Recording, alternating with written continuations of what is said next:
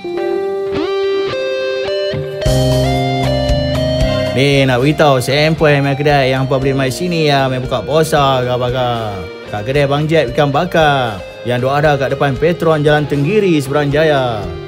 Hampa boleh mai sini ya, main makan depa punya shell out. Sempoi main harga RM49 9 kupang. Yang hampa boleh makan 3 orang. Ataupun hampa boleh main makan depa punya western sharing ke apa. Harga RM59 9 kupang.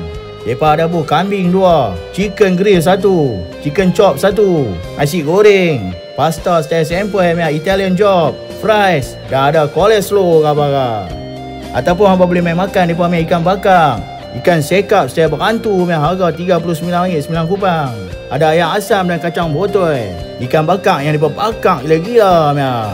Lepas tu depa punya kerang bakar pun ada juga. Depa ada jual dengan harga RM17 9 kupang. Kerang rebus pun sama juga, depa jual dengan harga RM17 9 kupang.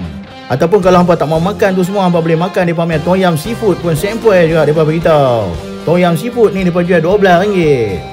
Tapi depa beritahu buka puasa kalau nak kedarah ayam stay gelas babi meh, stay tak ingat meh, hampa boleh main minum ayam green tea cawan gergasi 8 liter yang depa jual dengan harga RM20 9 kupang. Ayak cawan topui stay toriam yang full tank. Sekali minum hampa boleh kenyang sampai bila-bila. Memang dahsyat dia. Hampa boleh main buka puasa kat sini, kat kedai Bang Jeb ikan bakar Seberang Jaya. Tapi dia beritahu kalau sebelum mai tu hampa kena booking dulu lagi bagus.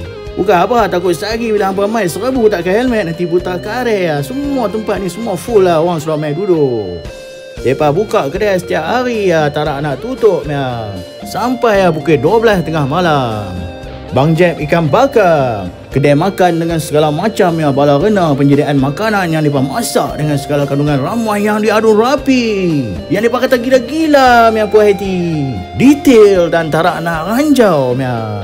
Apsere na pete, nasratu nasrana putih.